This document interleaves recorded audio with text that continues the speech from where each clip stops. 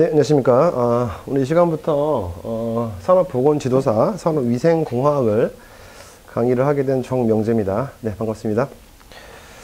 일단 이제 첫 시간인데요. 이제 공부를 어떻게 해야 되는지를 조금 시작을 하고, 얘기를 하고, 그 다음에 이제 진도를 나가겠습니다. 일단 이제 우리 수험생 입장에서는 시간이, 금이죠. 시간이 금. 장황하게 뭐 이렇게 시험에 나오지 않는 파트, 이런 얘기는 별로 하지 않고요. 시험에 나올 수 있는 파트를 중심으로 해서 좀 중점적으로 강의하겠습니다. 잠깐 교재 좀 보시면요. 그 첫 페이지 잠깐 볼게요. 이 페이지를 보시면요. 역대 기출문제 분석을 해보니까 이 같은 문제가 나오지 않는 시험이 산업안전지도사, 산업보건지도사 시험의 특성인데, 그럼에도 불구하고 우리가 이제 기계안전이나 뭐 전기안전, 화공안전, 건설안전, 이 중에서 건설 빼고요. 나머지 파트가 기출문제 반복이 좀 되고 있어요. 그 다음에 이제 기술사 관련해서 기술사 문제에서도 좀 문제를 발췌해서 내는 추세입니다. 그러면 이 산업보건지도사 이 두 파트가 있는데 지구환경의학하고 산업위생 이제 공학이 있는데 이건 또 어떠냐?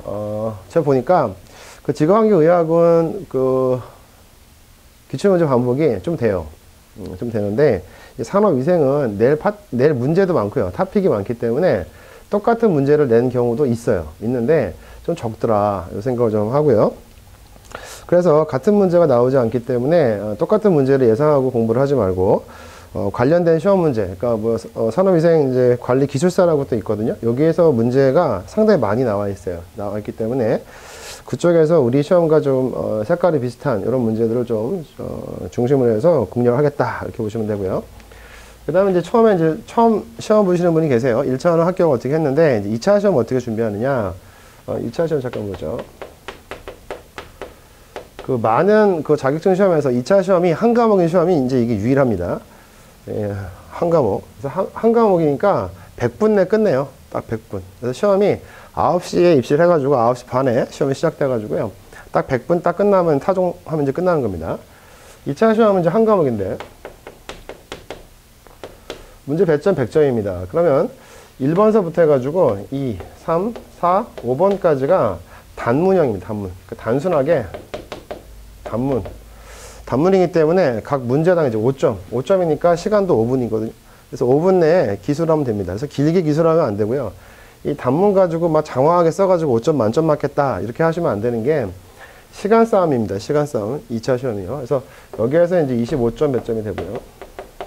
이렇게 끝나고, 그 다음에 이제 논술형이라고 되어 있습니다. 논술형에 이제 필수 논술이 있어요.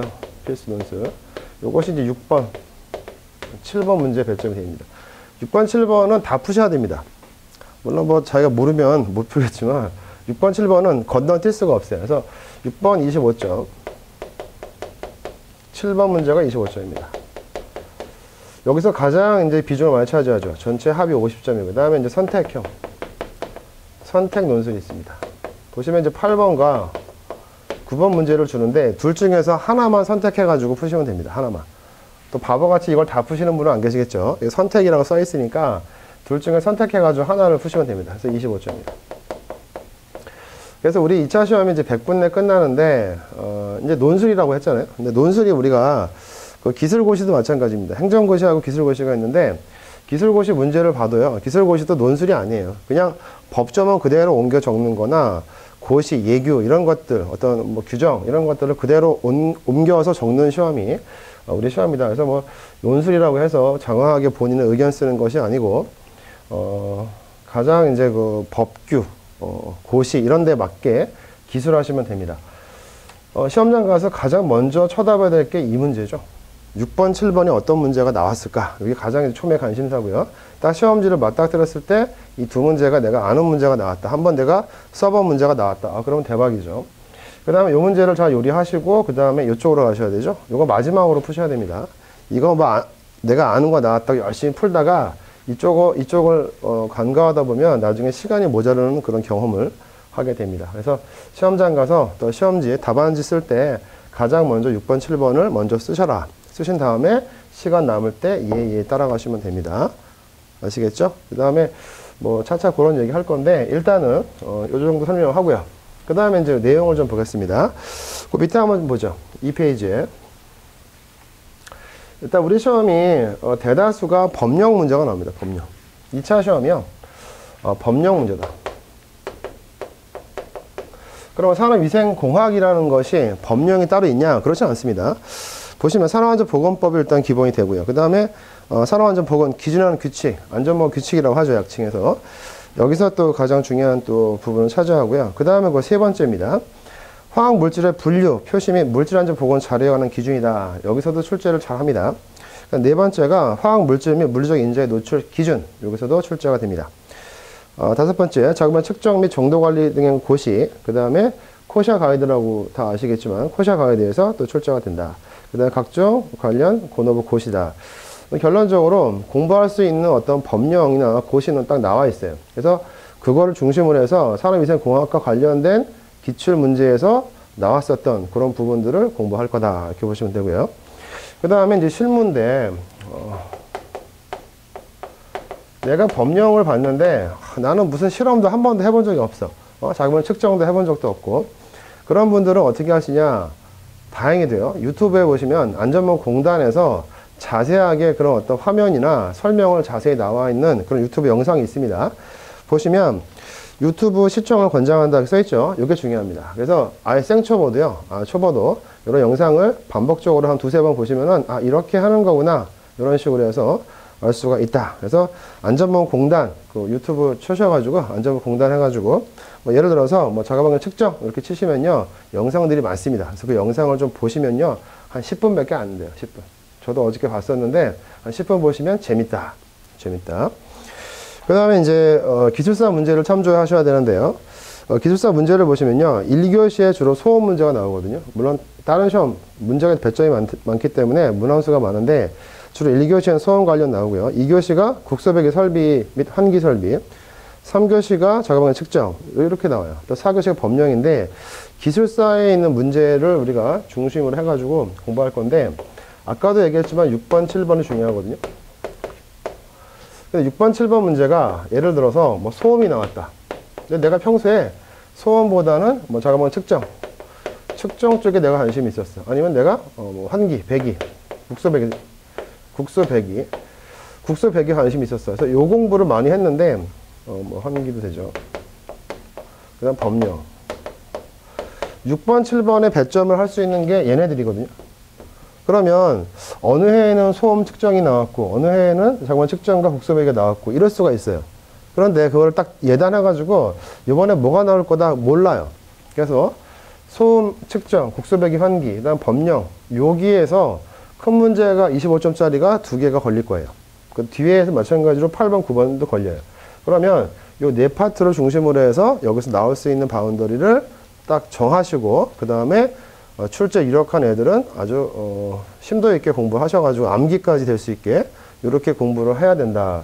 그래서 범위가 언뜻 보면 되게 넓어요. 가만히 생각해보면 넓은데 법령이라고 해서 법령이 다 나오는 게 아니고 1차 때처럼 산업위생공학 그 다음에 기출문제에서 나왔었던 어떤 토픽 그거 중심으로 나오기 때문에 그 위주로 공부하시면 되고요. 국소배기나 환기, 측정, 소음 전부 다 기출에서 이미 축적된 문제들이 있습니다. 그래서 그 문제들을 중심으로 해서 공부를 해나가시면 된다. 이렇게 생각이 됩니다.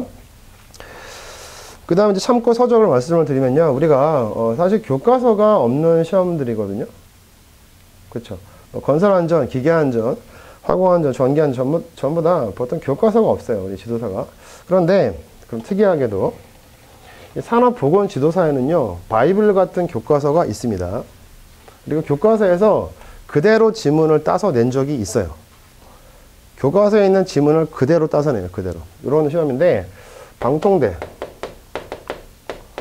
방송통신대학교 교재가 있어요. 제가 보여드릴 건데 좀 최근에 조금 이름 바뀌긴 했는데 거의 똑같아요. 요거 자가방열 측정이라고 있습니다. 자가방열 측정. 첫 번째가 작업환경 측정 이렇게 되어 있는데 그 페이지 수가 290페이지밖에 안 돼요. 되게 얇습니다. 그거하고 그 다음에 자가방열 측정하고 자가환경 관리라고 있습니다. 자가환경 그 관리는 산업환기라고 되어 있는데 자가환경 관리 여기에 보시면 산업 환기라고 되어 있습니다. 산업 환기. 요 교재. 반드시 구입을 하셔가지고요. 시간 나실 때마다 틈틈이 보셔가지고, 이것도 페이지 수가 한 270페이지밖에 안 됩니다. 되게 얇습니다. 되게 얇아서 이 두 교재를 중심으로 해서 일단, 독서를 하셔야 됩니다. 독서를 하시고, 같이 읽어드리면 물론 좋겠지만, 이게 시간이 될란가 모르겠네. 제가 이제 문제를 좀 이렇게 풀어드릴 건데, 제 생각에는 이 교재가 왜 중요하냐면, 이 교재에서 그대로 발췌해서 답안 쓰는 경우가 있었어요. 그래서 이 교재, 제가 이 교재 언급을 하거든요. 풀이해 보시면 교재 몇 페이지에 나온다 이런 식으로. 그래서 이 교재를 참고를 한다는 걸 분명히 알 수가 있습니다. 그 다음에 시중에 보시면 기술사 교재들이 있어요. 산업위생관리 기술사. 교재는 다 가지고 있는데, 그 교재의 특성이 뭐냐면, 기술사 문제를, 기출문제를 그대로 풀이해준 그 교재는 없습니다. 그냥 일반적인 이론들을 설명하는 교재일 뿐이고, 그래서 돈이나 좀 시간적 여유가 되시면 구입을 하시되, 그렇지 않으시면 제가 이제 그런 걸 다 가지고 참고를 해가지고 할 건데, 시간이 되시면 그런 걸 보시되, 시간이 안 되시면은, 그런 교재까지 사시면요, 그 교재가 양이 엄청 많더라고요. 두껍고. 괜히 짐만 되니까 제 개인적인 생각에는 이 교재 요 두 권, 요거만 잘 구입을 해 놓으시고, 그 다음 강의 잘 따라오시면 그렇게, 어렵지는 않을 것이다. 이런 생각을 좀 합니다. 지금 실시간 혹시 들어오신 선생님들 자기 지역 한번 적어 주실래요? 댓글에다가.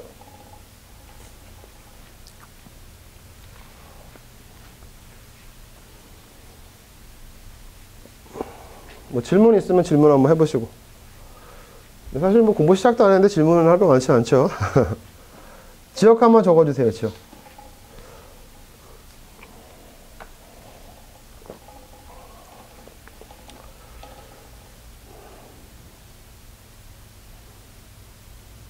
다들 그냥 켜놓으시고 그냥 확인 안 하시나? 알겠습니다. 일단은 지금 첫 시간에 저희가 또 할 게 기출문제.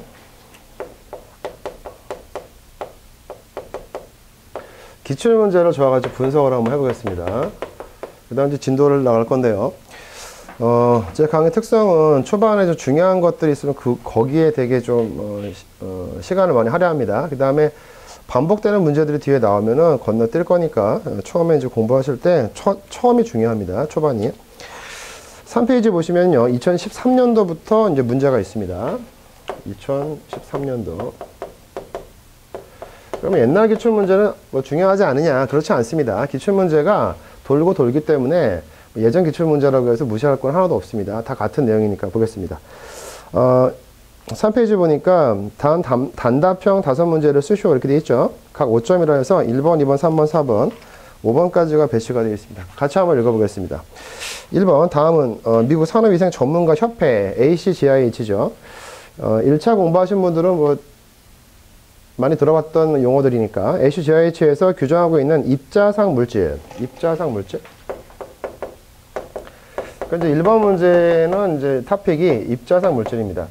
이제 비교되는 게 누구야? 입자상 물질하고 또 가스상 물질이죠. 그래서 이제 공부하실 때 항상 입자 물질이냐, 가스 상태 물질이냐 해서 상이라는 건 상태잖아요. 우리 수험생 입자상 물질 하면은 정의가 어떻게 되죠? 미스트 하는 기억이 났다. 세 글자인데. 한 글자가 쉼이죠? 쉼. 또 두 글자가 분진. 그 다음에 미스트. 이게 세 글자죠? 이렇게. 그래서 제가 딱 물었을 때 입자상 물질이 뭐냐? 그럼 이렇게 얘기하면 되죠. 쉼, 분진, 미스트. 한 글자, 두 글자, 세 글자다. 이렇게 되죠. 가스상 물질은 이제 가스 상태 물질인데 이 두 가지 물질의 어떤 우리가 물질이 되게 다양하게 있을 텐데 이렇게 구분을 하더라. 다시 한번. 입자상 물질과 가스상 물질. 그러면 입자상 물질을 했을 때 입자라고 하는 게 느낌이 약간 어때? 어떻게 덩어리처럼 돼 있다 생각이 되지 않겠어요? 그래서 대표적인 게 이제 분진인데요. 분진. 또는 뭐 입자 이렇게 얘기를 하기도 합니다. 그래서 이제 뭐 분진의 형태다 이렇게 보시면 되는데 분진이 여기 나와 있어요. 그래서 입자상 물질하면 대표적으로 분진인데 한번 보죠. 다음 가로 안에 들어갈 내용을 쓰셔. 호흡기 어느 부위에 침착하더라도 침착 이제 가라앉는 거죠. 독성을 유발하는 물질을 가입자상 물질이라고 하고, 근데 보통 우리가 이제 무슨 분진이라고 하기도 합니다. 그 다음에 이들 물질의 평균 입경은 했어요. 평균 입경은 무슨 말이야? 그 지름이죠. 이렇게 입자가 이렇게 원의 형태 되어 있을 때 이렇게 중심이 있으면 여기까지가 이제 지름이죠. 반이면 반지름이고. 그래서 이 지름을 직경이라고 합니다. 직경, 지름. 평균 입경을 물었습니다. 근데 폐포에 침착했을 때 독성을 유발하는 물질은 다 입자성 물질을 하고 이들 물질의 평균 입경은 라다. 이거는 1차 공부와 충실해도 금방 알 수 있는 문제입니다. 경기도 시흥, 경북 김천 반갑습니다. 그러면 우리가 이제 뒤에 자세히 배울 건데 한번 또 예습을 한번 해볼게요. 미리. 우리 수험생 입자성 물질 또 분진을 구분을 어떻게 하죠? 입경에 따라서 평균 입경에 따라서. 입에 흉이 있으니까 호하고 불었다. 1차 공부를 많이 하신 분이네 저하고. 그지 않아? 그래서 우리가 평균 입경은 어떻게 돼요? 100 마이크로미터, 그 다음에 10 마이크로미터, 그 다음에 4 마이크로미터에서 114죠? 114. 입자 가장 큰 게 이제 100인데, 이거 뭐라 그래? 흡입성이죠? 흡입성. 그 다음에 여기는 흉각성. 다시 한번 흡입성. 그 다음에 흉각성. 그 다음에 호흡성.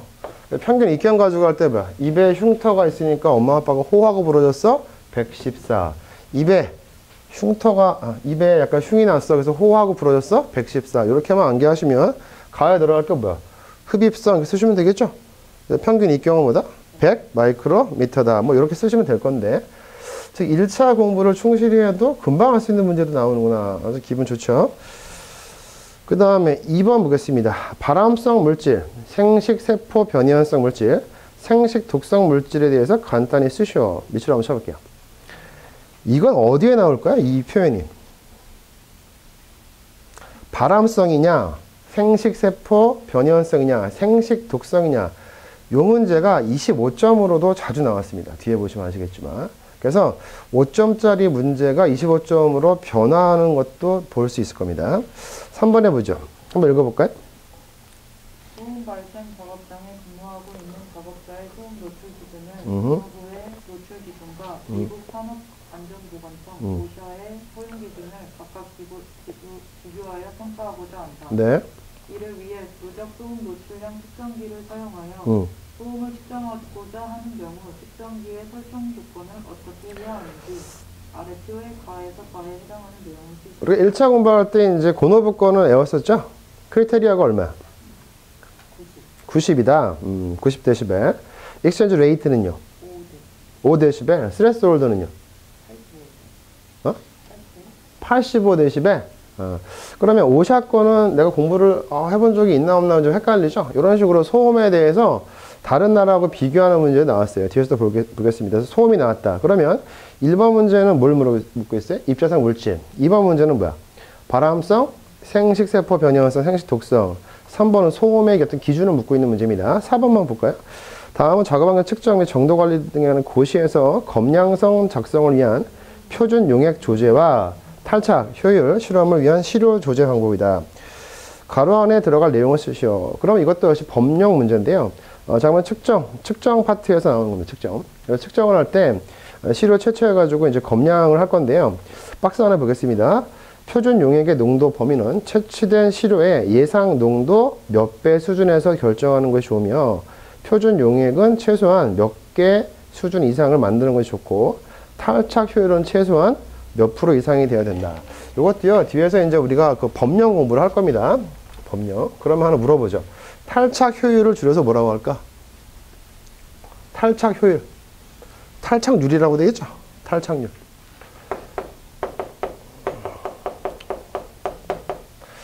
탈착률은 우리가 주입을 했어. 주입량분의 검수량이죠? 채취량. 검수량. 이거 탈착률인데, 탈착률은 이제 프로테질은 아닙니다. 탈착률은요, 최소 75% 이상이 돼야 돼요. 75% 이상. 근데 보통 하시면 한 90% 이상이 좋다고 하는데, 최소야, 최소. 그래서 이것도 법에 규정이 되어 있어요. 탈착률의 정의 한번 해볼까요? 주입량분의 이제 검수량이죠. 그거 하나 기억하시고, 뒤에서도 배울 거니까. 이렇게 해서 이제 작업환경 측정 파트에서 이제 시료 채취할 때 그 방법을 또 묻고 있습니다. 그렇구나. 5번 해보죠. 산업안전보건법에 따른 허가 대상 물질 밑으로 한번 쳐볼게요. 허가 대상 물질 밑으로 한번 쳐볼게요. 허가 대상 물질. 최근에 기출문제 보시면 산업법상 허가 대상 물질을 기재하고 이렇게 나온 적이 있어요. 좀 이따 물어보겠습니다. 베릴륨과 성면은 제외한다 써 있는데요. 허가 대상 물질을 취급하는 설비에 설치해야 되는 국소 배기장치. 여기 나오죠. 국소 배기장치의 제어 풍속입니다. 밑줄로 한번 쳐볼게요. 국소 배기장치의 제어 풍속을 물질의 상태에 따라 구분하고, 그러면 지금 물어보는 키워드가 뭐냐면 국소 배기장치의 그 제어 풍속. 제어 풍속. 그럼 제어 풍속이라는 게 뭘까요? 일단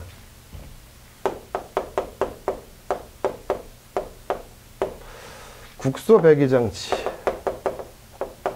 국소 배기장치 하면 가장 떠오르는 게 고깃집에 가면 숯불고기집에 가서 고기 구워 먹을 때 거기서 막 타서 막 연기가 나오고 냄새가 나잖아. 밖으로 배출을 시키는 거 아니야? 거기 위에 이렇게 후드가 있고 덕트가 있지? 그거 얘기하는 거야. 국소 배기장치에서 그 풍속이라는 게 빨아들이는 풍속이지. 근데 내가 고기를 굽고 있는데 연기가 잘 못 빨아들이면 어때? 그 후드가 역할을 잘 못하는 거지? 그 제어 풍속은 최대 풍속이야, 최소 풍속이야? 최소 풍속이야, 최소 풍속. 그러니까 잘 빨아들일 수 있는 그 최소 풍속을 얘기하는 거야. 그럼 제어 풍속 이제 이상이 되게 만들 건데, 국소 배기 장치를 물질의 상태에 따라서. 근데 물질의 상태 아까 어떻게 배웠어? 이게 가스상 물질이냐? 입자상 물질이냐? 이렇게 나와 있죠. 그러면 이렇게 해서 국소 배기 장치의 물질 상태에 따라서 제어 풍속이 나와 있는 게 있어. 어떤 게 있었어, 우리가? 1차 때도 나온 적이 있었지. 어떤 거지? 포의식이 있었고, 포의 하상. 뭔가 좀 알고는 있네. 그 다음에 여기 숫자가 얼마 메타 퍼 세컨드 혹시 기억해 볼까? 1차 때 공부했을 때? 이렇게 배운 적 있지?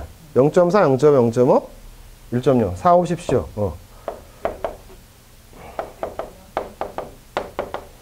4, 5, 10cio, 70이 될 때까지 7, 10, 12 이렇게 해서 1차 때 저한테 공부를 제대로 배운 사람은 이 문제도 어찌어찌 써.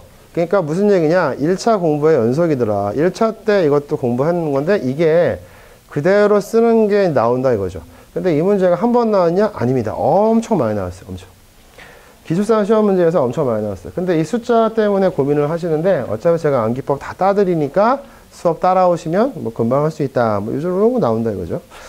여기 2013년 문제였는데 지금도 출제가 되고 있다. 그럼 2014년도에 보시면 25점짜리 문제를 보겠습니다. 6번과 7번을 보셔야 됩니다. 화학 물질의 분류 표시 및 물질 안전 보건 자료에 관한 기준 밑줄 한번 쳐볼게요. 이제 외울게요. 여기 이제 두 파트죠. MSDS 물질 안전 보건 자료를 뭐라고 그래요? MSDS라고 하죠. 다시 한번 화학 물질을 가지고 분류하고 표시한다. 화학 물질의 분류 표시 및 물질 안전 보건 자료에 관한 기준. 법령도 좀 외울게요. 다시 한번 이게 두 가지가 되어 있어요. 앞에는 뭐야? 화학 물질 분류 표시 및 MSDS 뭐야 학자? 물질 안전이니까 Material Safety Data Sheet죠? Material Safety Data Sheet 물질 안전 보건 자료에 관한 기준이다. 출제 포인트는요, 요겁니다. 화학 물질의 분류 표시. 요게 이제 요 고시에 별표 1에 나와요. 화학 물질의 분류가 별표 1에 나와요. 화학 물질의 분류가 별표 1에. 이 별표 1이 우리 시험에서 엄청 중요한데 요거를 자세하게 또 제가 공부를 합니다. 우리 지금 첫 시간인데요. 지금 문제만 딱 봐도 문제가 뭐가 나올지, 뭐가 나왔었는지 이런 것들을 우리가 분석을 할 수 있어요. 그래서 이 별표 1을 별표 1에 보시면 뭐 발암성, 생식 독성, 생식 세포 변이원성 이것만 나오는 게 아니고 그 밖에 화학 물질의 분류를 다 하고 있습니다. 그래서 요거 가지고 뭐 화공 안전은 또 이 표를 또 참조해서 시험에서 묻고 막 그래요. 그래서 우리는 그걸 다 공부하는 게 아니라 우리 시험 파트, 요 시험 파트 그것만 공부하면 됩니다. 거기 보시면 화학 물질의 건강 유해성 분류를 합니다. 건강 유해성. 건강 유해성이니까 건강에 안 좋은 게 있죠. 그래서 발암성이 있고 지금 문제는 발암성 물질 가지고만 딱 물었어요. 근데 발암성 물질만 있는 게 아니고 아까 뭐야? 생식 독성도 있고 생식 세포 변이성도 있거든요. 생각을 한번 해볼게요. 발암성 물질에 대해서 단일 물질과 혼합 물질의 발암성 구분을 1A, 1B, 2로 구분을 하거든요. 이게 출제가 됐어. 그럼 다음 시험에 뭐가 나오겠어? 생식 독성을 또 물을 수 있겠지. 또 아니면 생세포 변이원성 물을 수 있겠지. 이렇게 공부하시는 겁니다. 똑같은 문제가 나올 확률도 있긴 하지만 그게 상대적으로 적기 때문에 R하는 두 대 나올 수 있는 걸 좀 확정을 해야 됩니다. 그래서 제가 어떻게 정리하냐면 이게 앞에 기출문제 좀 보여드리고요. 그 다음 풀이가 뒤에 있는데 그 46페이지 한번 가볼까요? 46페이지 한번 펴보세요. 그죠? 46페이지 펴보시면 그 별표 1에 나와 있는 그 바람성의 정의가 되어 있고요. 그 다음에 단일 물질의 분류. 그러니까 이게 바람성 물질이 혼자 있는 거, 단일 물질. 혼자 있을 때 1A, 1B, 2라고 되어 있고요. 넘겨보시면 이게 이제 섞여 있어요. 바람성 물질이 섞여 있다. 혼합물일 때 어떻게 분류하느냐? 분류할 때는 그 한계 농도를 가지고 우선 분류하거든요. 이렇게 또 되어 있고요. 그 다음에 그 55페이지 한번 가볼게요. 55페이지에 가면은 우리 시험에서는 바람성 물질 분류가 나왔었는데 안 나온 게 뭐라고? 생식 독성이 안 나왔어. 그거에 대한 설명을 또 해놨어요. 설명해놨고 그게 안 나오면 또 뭐가 나올 수 있다? 그 다음에 60페이지 생식세포 변이원성. 그러면 생각을 해봐. 이게 지금 다시 앞으로 가볼게요. 이게 25점짜리 문제였거든요. 그럼 출제자가 어차피 기출문제 다 기출된 거 가지고 들어갈 텐데 똑같은 거 내지 말라고 하니까 이거 안 내면 못 내겠어. 옆에 있는 거 낸단 말이야. 옆에 있는 거. 그러니까 수험생 입장에서는 기출문제의 바람성의 구분 어디에서? 화학물질 분류표시 및 MSDS에 관한 기준. 됐죠? 여기에 보시면 별표 1에 바람성뿐만 아니라 뭐를? 생식, 세포 변형성, 생식 독성도 분류하고 있기 때문에 그걸 다 같이 공부를 하시고 마지막에 정리하시고 들어가셔야 되는 거야. 그래서 공부할 분량은 정해져 있다. 이렇게 보시면 됩니다. 좀 이따 볼 거고요. 5페이지 보겠습니다. 벤젠 얘기 나왔는데요. 벤젠은 산업안전보건법상의 허용기준 설정 물질이다. 벤젠에 대한 허용기준 초과 여부를 판단하기 위해서 이게 무슨 말이냐? 벤젠을 사업장에서 쓰고 있어요. 우리 수험생? 벤젠은 발암성 물질인가 아닌가?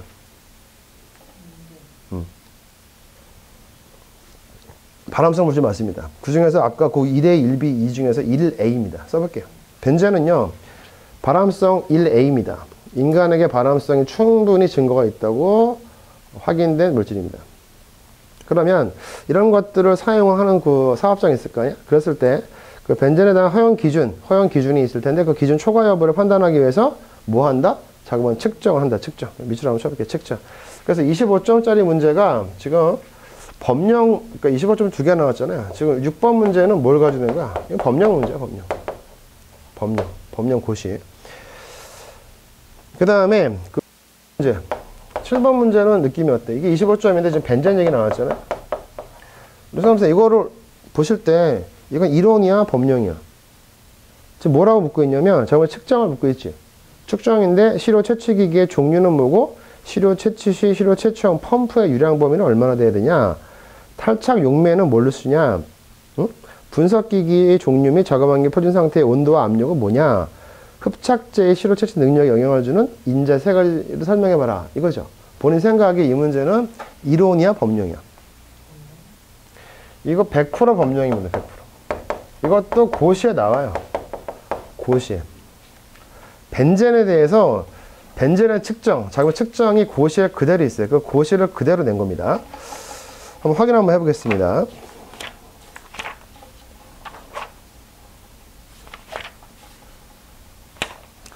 어디를 피시냐면요. 쭉 넘기셔가지고